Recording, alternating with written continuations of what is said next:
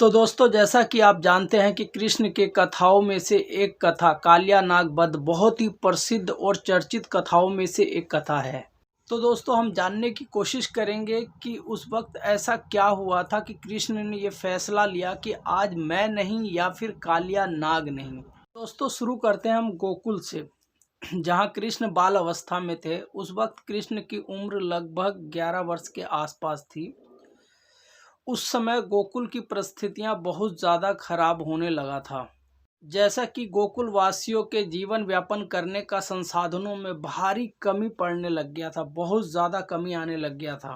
गोकुल में संसाधनों की भारी कमी पड़ते हुए देखकर नंदलाल जी ने पूरे गोकुल की एक सभा बुलवाई। सभा बुलाने का मेन कारण यह था कि गोकुल में जो मुसीबतों का बादल मंडरा रहा है उससे कैसे उभरा जाए।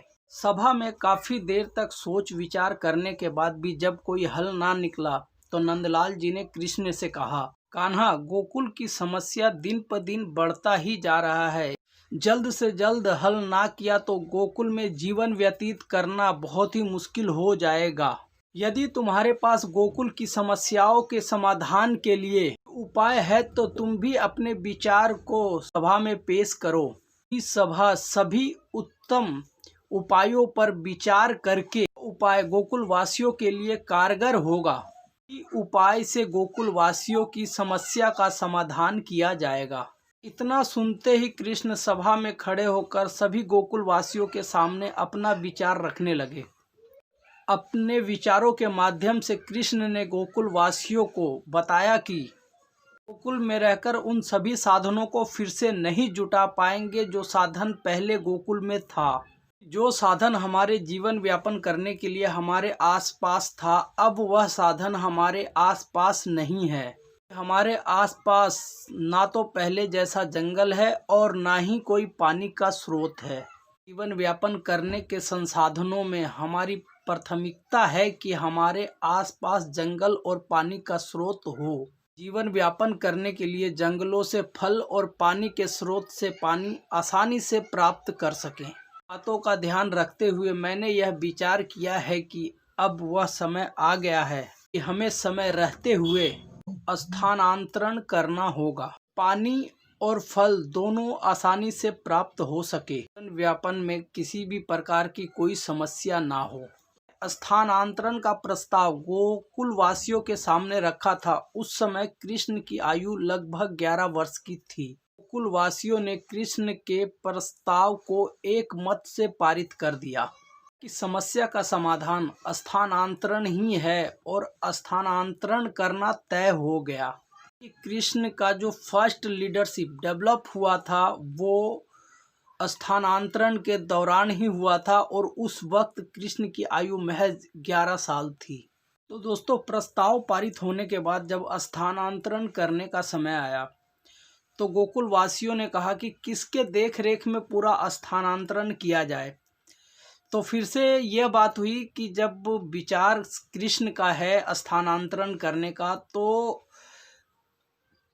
उसमें भी कृष्ण को ही आगे रखा जाए, ताकि कृष्ण ही बेहतर तरीके से बता सकता है कि किस तरीके से स्थानांतरण हो सकता है। और फिर कृष्ण ने सभी गोकुल वासियों का कुशलता पूर्वक सभी गोकुल वासियों का जो है स्थानांतरण करवा दिया। तो दोस्तों, उम्मीद करता हूं अब तक आपको ये समझ में आ गया होगा कि गोकुल से वृंदावन तक का जो स्थानांतरण था इसका मेन कारण रीजन क्या था।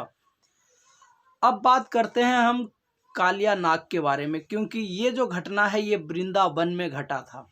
वृंदावन में काफी समय बीतने के बाद जब वृंदावन वासियों को यह पता लगा कि जमुना किनारे एक कालिया नाग का बसेरा हो गया है। कालिया नाग जो बहुत ही बड़ा नाग है और बहुत ही खूंखार है, जिसके आसपास इंसान तो क्या जानवर की भी कोई हैसियत नहीं है।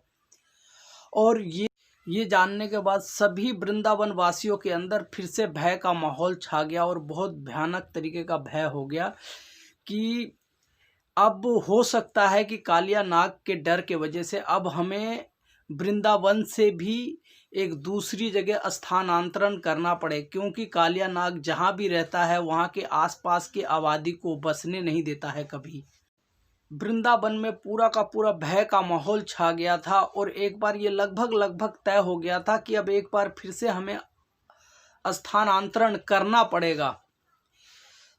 तब कृष्ण ने जो है ये फैसला किया कि बहुत ही मुश्किल से हमने गोकुल से वृंदावन का सफ़र तय किया था और यहाँ पे हमारे पास बहुत ही साधन है, इतना साधन है कि यहाँ पे पास में पानी है, जंगल है जहाँ से फल मिल जाता है, गायों के चारा के लिए ज़्यादा मेहनत नहीं करना पड़ता है।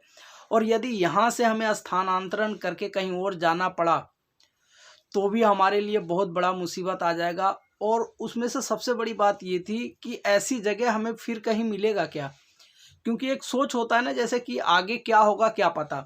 तो कृष्ण ने सोचा कि इतनी अच्छी जगह को छोड़ के जाने से अच्छा है कि हमें कालिया नाग का सामना करना चाहिए। बहुत सोच विचार करने के बाद कृष्ण ने ये सोचा कि कालिया नाग के वजह से हमें वृंदावन छोड़ना पड़े ये हमें मंजूर नहीं। तो कृष्ण ने ये तय किया कि किसी भी तरीके से वो कालिया नाग से जाकर भिड़ेंगे और पूरी की पूरी कोशिश करेंगे कि वो कालिया नाग को मार सकें। ये सोचते हुए कृष्ण ने प्रोग्राम किया, एक योजना बनाया कि कैसे कालिया नाग तक पहुंचा जाए। तो उन्होंने एक दिन अपने दोस्तों से कहा कि चलो थोड़ा दूर थोड़ा सा जमुना के आसपास चल के खेलते हैं, वहाँ पे जहाँ पे लोग जाने से डरने लगे थे। तो किसी तरीके से इन्होंने अपने मित्रों को कन्विंस कर लिया कि हाँ चलो थोड़ा सा दूर हम पास में ही जाके खेल लेंगे, ज़्यादा दूर नहीं जाएंगे उधर जमुना किनारे में। और जाने से पहले कृष्ण जो थे उनके दिमाग में तो चल रहा था कि कालिया नाग से जाके भिड़ना है। तो भैया उन्होंने कुछ हथियार अपने पास रखे और एक बहुत बड़ा रस्सी अपने साथ रखा ताकि वो मुसीबत में काम आ सके। और उसके बाद जो है उधर खेलने के लिए चले गए। जब सभी दोस्तों का ध्यान पूरा खेल पे फोकस था, खेल के ऊपर जो है पूरा केंद्रित था सभी दोस्तों का ध्यान, तो उस समय चुपके से कृष्ण जो है धीरे धीरे बढ़ते हुए चले गए जमुना किनारे में। उधर कालिया नाग का जो सांप का आवाज़ था, फनफनाहट था, वो काफ़ी ज़ोर से हो रहा था। तो आवाज़ के धीरे धीरे चलते चलते वो लगभग कालिया नाग के पास पहुंच गए और वहाँ पे जाके कालिया नाग से भिड़ गए। जब वो भिड़े उतने में जो है उनको दोस्तों को पता लग गया कि लग रहा है कि कृष्ण जो है कालिया नाग के सामने चला गया है। तो सभी मित्र जो हैं उनके वो दौड़े हुए आए और चिल्लाने लगे, कान्हा वापिस आ जा, कान्हा वापिस आ जा। पर कान्हा सुने किसकी, क्योंकि उस समय तो कान्हा सिर्फ एक ही धुन में था कि कालिया नाग को कैसे मारना है। अब भैया कृष्ण कूद तो पड़े, पर मुसीबत ये है कि कालिया नाग जो था वो लगभग पानी के किनारे था और उसे मारने के लिए पानी में कूदना पड़ा। और थोड़ी देर पानी में बीतने के बाद जो है कृष्ण को पता चल गया कि भैया पानी में रह के इस कालिया नाग से तो खैर मुकाबला किया ही नहीं जा सकता है। और फिर उन्होंने कोशिश किया कि किसी तरीके से पानी से निकला जाए। और इतना भयंकर सांप था कि बहुत मुश्किल हो रहा था उसके सामने जो है टिकना कृष्ण के लिए।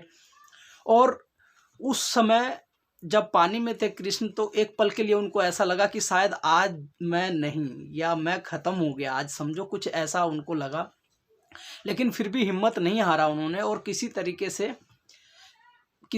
से बचते बचाते जो है वो किनारे तक आ गए। और किनारे में आने के बाद जब सूखे पे आए तो फिर उन्होंने दिमाग लगाया कि इसको कैसे मारा जाए इस सांप को, क्योंकि भैया पानी में तो इसका मुकाबला करना बहुत मुश्किल है और इससे मुकाबला करने के लिए इसे ज़मीन पे लाना पड़ेगा। तो कृष्ण को एकदम से याद आया जो रस्सी लेकर आए थे, उन्होंने उसका फंदा बनाया और फंदा बना के दूर से ही घुमा के फेंका। किसी तरीके से जो है वो कामयाब हो गए कालिया नाग के गर्दन में डालने में।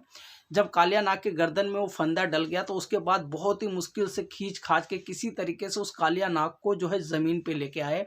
और ज़मीन पे लाने के बाद कृष्ण ने जो है पत्थरों से और जो भी चीज़ मिला वहाँ आसपास जितनी भी चीज़ें मिली जिससे दूर से डिफेंड किया जा सकता था वो चीज़ें उठाई और कालिया नाग को मारने का प्रयास किया। काफ़ी देर तक प्रयास करने के बाद जो है कृष्ण को कामयाबी मिली कालिया नाग को मारने में। जब कालिया नाग को मार दिया कृष्ण ने, उसके बाद जो है उनके मित्र उनके पास गए, जब तक किसी की हिम्मत नहीं हो रही थी वहाँ तक जाने में। और जब कालिया नाग मर गया तो उसके बाद कृष्ण का एक अलग ही वर्चस्व पूरे के पूरे वृंदावन में छा गया। वृंदावन में क्या, बहुत दूर दूर तक नाम हो गया कि कृष्ण ने कालिया नाग को मार दिया, जिस कालिया नाग से पूरा का पूरा नगर खाली हो जाता था। जहाँ पे कालिया नाग का बसेरा हो जाता था वहाँ आसपास कोई भी नहीं टिकता था।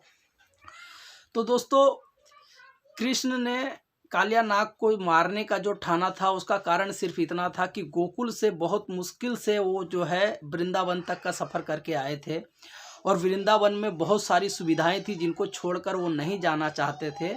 और उस हालत में उनको यही कहना था उनका कि भाई या तो मैं नहीं या फिर ये कालिया नाग नहीं। तो दोस्तों, उम्मीद करता हूँ ये वीडियो आपको अच्छा लगा होगा। ये वीडियो कैसा लगा है इसके बारे में कमेंट ज़रूर कीजिएगा और लाइक कीजिएगा, सब्सक्राइब कीजिएगा। मिलते हैं अगली वीडियो में। धन्यवाद।